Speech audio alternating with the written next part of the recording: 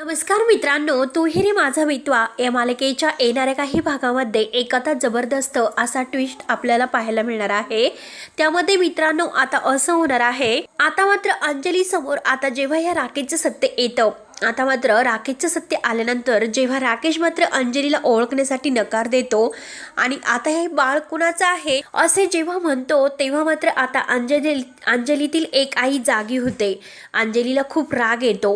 अंजलीला इतका राग येतो कारण आता अर्णव आणि ईश्वरी म्हणतात की हे बघ अगं अंजली ताई, तुला हेच आम्ही किती दिवसापासून समजवण्याचा प्रयत्न करतोय, पण तरी सुद्धा तू आमचं ऐकत नाही आणि शेवटी ह्या राकेशने त्याचे खरे रंग दाखवलेस। मी तुला किती वेळी सांगितले होते की हा राकेश खरा नाही म्हणून, तरी सुद्धा तुम्ही आमच्यावर विश्वास ठेवायला तयार नाहीत। ईश्वरी सुद्धा अंजलीला समजावते की हे बघा अंजली ताई, आतापर्यंत आम्ही तुम्हाला काहीही सत्य सांगितले नव्हते, पण आज ती सत्य सांगण्याची वेळ आता आलेली आहे। कारण ह्या राकेशवर तुम्ही अगदी देवासारखा विश्वास ठेवला। तो खरंच एक पापी आणि एक गुंडगिरी करणारा नालायक बदमाश आहे। तुम्ही त्यांच्यावर इतका विश्वास ठेवू नका। जे काही झालेलं आहे तर ते केवळ आणि केवळ मात्र आता हे फक्त तुमच्या प्रॉपर्टीची मालकी हक्क घेण्यासाठी याने हे सर्व नाटक केलेले आहे। त्यामुळे प्लीज तुम्ही याच्यावर विश्वास ठेवू नका। एकतर याच्यामागे खूप गुंड आहेत आणि याने खूप काही लोकांना आणि कित्येक बायकांना फसवलेलं आहे। त्यामुळे शेवटी आता याला जे काही करायचं आहे तर ते केवळ आणि केवळ मात्र आता याला फाशीची शिक्षा द्यायला हवी। तेव्हा आता अंजली म्हणते की हे बघ आता मी काहीच बोलू शकत नाही, पण आता अंजलीतील एक ममता कशी जागी होते, कारण आता ममता जागी अशी होते की केवळ आता अंजलीने मात्र ह्या राकेशला एक चितेची आग जाळून मात्र खाक केलेला आहे आणि आता नम्रता आणि आकाश या दोघांमध्ये मात्र आता एक दरी अशी निर्माण झालेली आहे।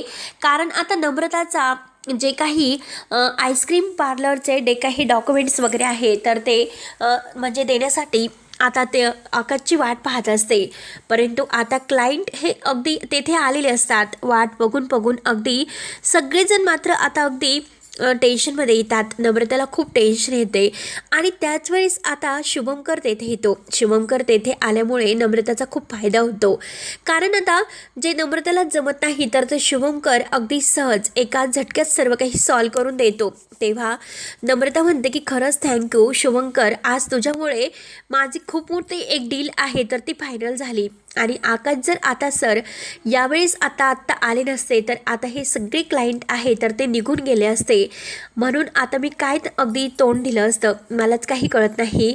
आणि हे जे काही आईस्क्रीम पार्लर बाबतीत आता हे आहे ते सगळं काही म्हणजे बंद झाले असते, काही करता आले नसते। त्यामुळे आता जे डॉक्युमेंट्स होते ते तुम्ही तयार केले आणि ऐन वेळेस मात्र ते सगळं काही तुम्ही देऊ शकले। खरंच आता शुभंकरची ती मनापासून थँक्यू बोलते। आणि आता जेव्हा शुभंकर आता नम्रताला म्हणतो की हे बघ तू काही टेन्शन घेऊ नकोस, त्यानंतर मात्र आता आकाश हा इकडे यायला निघलेला असतो आणि येता तो नम्रताला कॉल करतो। त्यावरती आता नम्रता ही रागावलेली असते। आकाश तिला विचारतो की डील फायनल झाली का आणि मला येण्यासाठी खूप उशीर झाला, मला माफ कर। तेव्हा आता नम्रता ऐकायला तयार नसते। नम्रता म्हणते की आता तुमच्या येण्याची काही गरज नाही, शुभंकर आला आणि त्याच्यामुळे माझी इतकी मदत झाली। आज ही मोठी डील आहे तर ती मात्र अगदी कॅन्सल होणार होती आणि ते क्लायंटसुद्धा निघून जाणार होते, पण आज शुभंकरमुळे हे सगळं काही व्यवस्थितरित्या पार पडले। तेव्हा आता हा शुभंकर नक्की कोण आहे?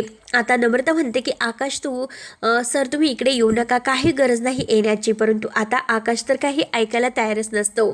आणि त्याच वेळेस तो तेथे आता जेव्हा त्या क्लाउड किचनवर येऊन पोहोचतो आणि तेथे आल्यानंतर तो शुभंकरला बघतो, त्याच वेळेस मात्र आता नम्रताच्या डोळ्यामध्ये काहीतरी कचरा वगैरे गेलेला असतो आणि शुभंकर मात्र आता डोळ्यातील कचरा वगैरे तिच्या अंगठी फुंकर मारत काढत असतो। आणि त्याच वेळेस आता या आकाशचा एक खूप मोठा गैरसमज होतो। त्याला असं वाटतं की नम्रता आणि शुभंकर यांच्यामध्ये काही आहे की काय असं त्यांना वाटतं, म्हणून तो नम्रतावर जोरात ओरडतो। तेव्हा आता नम्रता म्हणते की आकाश सर काय झालं तुम्हाला, तुम्ही इतके का रागवलात, का चिडलात? आणि एकतर येण्यासाठी तुम्हाला उशीर झाला, आज तुमच्यामुळे इतकी मोठी डील फायनल होता राहून गेली असती आणि तरीसुद्धा तुम्ही माझ्यावरच ओरडतात। तेव्हा आता आणि सॉरी, खरंच तुमची ओळख करण्यासाठी मी विसरून गेले। आणि हा शुभंकर अगदी माझा जुना मित्र. तेव्हा ते ऐकल्यानंतर आकाशला आणखीनच राग येतो. आकाशला असं वाटतं की नक्की यांची मैत्री खूपच खास आहे, म्हणून मात्र आता त्याला राग येतो आणि रागानेच तो काही न बोलता तिथून निघून जातो. तेव्हा आता नम्रताला असं वाटतं की नक्की आकाश सरांचा काहीतरी गैरसमज झालेला आहे आणि आकाश सर मुद्दाम हे सर्व नाटक करत आहे. तर त्यानंतर मात्र आता इकडे जेव्हा ही परिस्थिती निर्माण होती, कारण आता राजेश मात्र कुणालाच ओळखायला अगदी नकार देतो. त्याचं हे नाटक असतं आणि हे ईश्वरी आणि अर्णव या दोघांनी ओळखलेलं असतं. आणि त्याच वेळेस आता ईश्वरीने अर्णव हे अंजलीला म्हणतात की हे बघ, तू त्याच्यावर विश्वास ठेवू नको. तुला आम्ही असे काहीतरी पुरावे देतो की जेणेकरून ह्या राकेशचं सत्य तुझ्यासमोर येईल आणि हे सत्य आल्यानंतर मात्र जेव्हा अंजली ताई तुला विश्वास ठेवायचा असेल तर तू ठेवू शकते, नाहीतर तू सगळं काही तुझ्या मनावर असेल. त्यानंतर अंजलीला काही कळत नसतं. अंजलीला एक जबर शॉक बसलेला असतो. अंजलीला आता इतकी चिड येते, कारण आपल्या बाळाला ओळखण्यासाठी सुद्धा ह्या राकेशने नकार दिला. हो असा वागू कसा शकतो. आणि त्याच वेळेस आता रियासुद्धा आता ईश्वरीने तेथे बोलावून घेतलेली असते आणि त्याच वेळेस तेथे रिया येते. रिया आता अगदी म्हणते की काय रे राजेश, अरे सर्वेश, तू तर सर्वेश आहे ना. त्यावरती आता राजेश नाटक करायला सुरुवात करतो आणि म्हणतो की हो मी सर्वेश आहे आणि हे बघ रिया तुझा सर्वेश, आणि ही लोक माझ्याशी असं का बोलतात. तेव्हा आता रिया म्हणते की बघितलंस का, किती मात्र पोहोचलेला हा माणूस आहे, याने मला तर फसवले. आणि आज तो राकेश म्हणजे हा राजेश होता आणि मला त्याने नाव त्याचं सर्वेश सांगितले आणि आज मात्र स्वतःची ओळख तो विसरल्यासह नाटक करतोय. आता हे सगळं काही करतो ना, ते सर्व तो नाटक करत आहे असे मात्र आता रिया सगळं काही अंजलीसमोर खडखड दाखवते. त्यानंतर मात्र आता जे ते म्हणजे सर्वेश नावाने मात्र त्याने जे काही रियाला फसवलेलं आहे, आता सगळं काही रिया त्याचे पुरावे अंजलीला दाखवते. त्यानंतर मात्र आता ईश्वरी पुढे येते. ईश्वरी म्हणते की हो आत्तापर्यंत कित्येक मुलींना याने फसवले, कारण आता माझ्याबरोबर सुद्धा आता याने मला फसवलं होतं. कारण हे बघा अंजली ताई, तुमचा विश्वास बसणार नाही, पण आज मी तुमच्यापासून एक सत्य लपून ठेवले होते.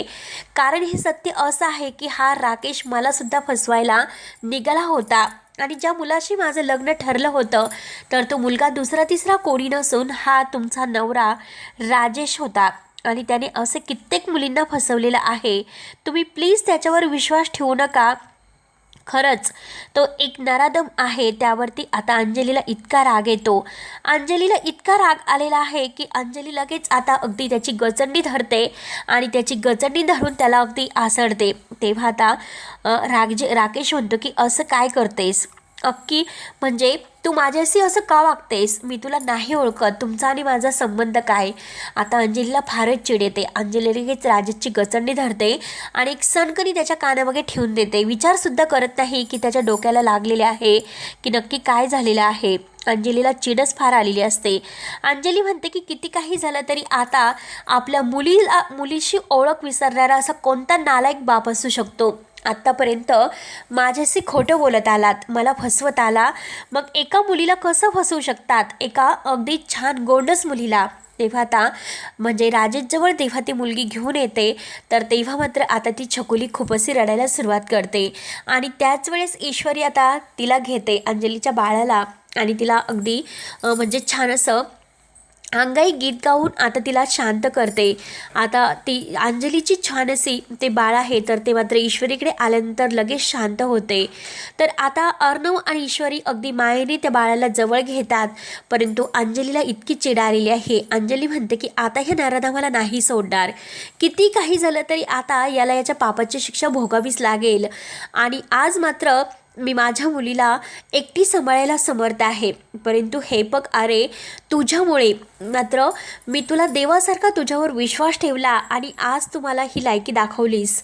अरे हे बघ, मी माझ्या अगदी म्हणजे वडिलांसारख्या भावावर अगदी अविश्वास दाखवला, कारण प्रत्येक गोष्ट मी तुझी ऐकत आली आणि माझी आई समान असणारी ईश्वरी, खरंच एका बहिणी समान असणारी माझी ईश्वरी, मी तिलासुद्धा अगदी रागराग बोलले, अर्णवच्या तोंडात मारली.